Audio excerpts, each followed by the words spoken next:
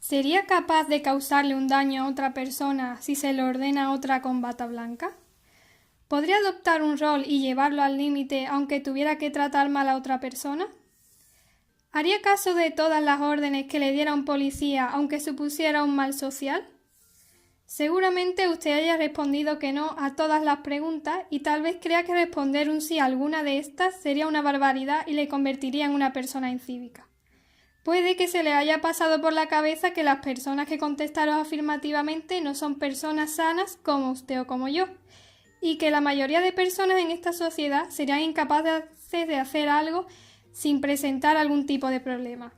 En este caso, usted se equivoca y vamos a demostrarlo. Primero debemos entender el concepto de obediencia a la autoridad. El término de obediencia a la autoridad se define como respetar, acatar y cumplir la voluntad de la figura de autoridad, dejando a un lado nuestro juicio moral. Remontémonos a 1961. En este año, en Jerusalén, se llevó a cabo un juicio contra el genocidio judío, donde fue juzgado y condenado Adolf Eichmann, el máximo responsable de este suceso. Este hecho hizo que Stanley Milgram, un famoso psicólogo, se preguntara si las personas responsables del Holocausto lo llevaron a cabo solo por estar siguiendo órdenes de sus superiores. ¿Hasta qué punto una persona podía seguir órdenes? ¿Eran los nazis malas personas? En 1963 se llevó a cabo un experimento en el que nos ofrece una visión poderosa y perturbadora sobre el poder de la autoridad y de la obediencia.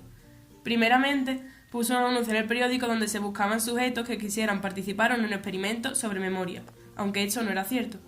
A cada uno de los sujetos voluntarios se les dijo que su cometido era aplicar descargas eléctricas a otro voluntario, que en realidad era un actor, cuando éste contestara erróneamente a determinadas preguntas que debería haber memorizado anteriormente.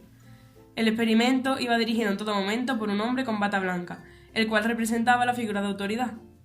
Esta persona era la encargada de informar a los voluntarios si los actores habían respondido correctamente o no para que le administraran una descarga eléctrica. A medida que el experimento avanzaba, la potencia de las descargas aumentaba. Al acabar el experimento, el 65% de los voluntarios habían aplicado descarga de 300 voltios, un potencial bastante alto, mientras que el 35% de los voluntarios decidieron parar el experimento. En 1971, un investigador llamado En dicho experimento, Philip Zimbardo investigó el comportamiento que establecían las personas cuando se les sometía a cautiverio, simulando que las personas elegidas al azar se encontraban en una cárcel y adoptarían los roles de prisioneros o guardias. Lo que ocurrió fue bastante sorprendente. A los pocos días del comienzo, los participantes habían interiorizado sus roles, y lo que al principio era un experimento se volvió más real y serio. Con el paso de los días, los guardias experimentaron conductas violentas contra los presos. La conclusión a la que se llegó después de estos experimentos fue que los individuos acababan aceptando la situación a la que se enfrentaban. Se conformaban aunque la situación iba en contra de sus ideas y de lo que consideraban justo porque la autoridad tenía una gran influencia en la intención de estas personas. Las personas reaccionamos de una manera u otra en función de la situación ante la que nos encontremos. Las condiciones a las que nos vemos sometidos por una autoridad puede hacer que cambiemos nuestras ideas por otras. En situaciones habituales reaccionamos bien, pero cuando se trata de una situación complicada, las personas pueden reaccionar mal y ser crueles. Estos experimentos no podrían realizarse de la misma manera hoy en día por cuestiones éticas. El principio de obediencia a la autoridad ha sido defendido en nuestras civilizaciones como uno de los pilares en los que se sostiene la sociedad. En un plano general, es la obediencia a la autoridad la que permite la protección del sujeto. Sin embargo, la extrema obediencia puede resultar un arma de doble filo cuando el discurso de solo obediencia a órdenes exime de responsabilidades. Actualmente, la obediencia a la autoridad la podemos encontrar, por ejemplo, en el ámbito de la sanidad. Cuando los pacientes van a consulta, toman la figura de alguien con pijama hospitalario como la autoridad y cualquier orden ejercida por la persona sanitaria es respetada por él o la paciente. En el ámbito de la educación lo vemos muy claramente cuando el profesor pide una determinada tarea. La mayoría se somete a él y los que no le obedecen suelen ser minoritarios. Cuando se trata de la autoridad policial, el hecho de reconocer el uniforme que usa y el trabajo que ejerce dicha persona causa que inhibamos los actos que realmente haríamos por el miedo a las represalias.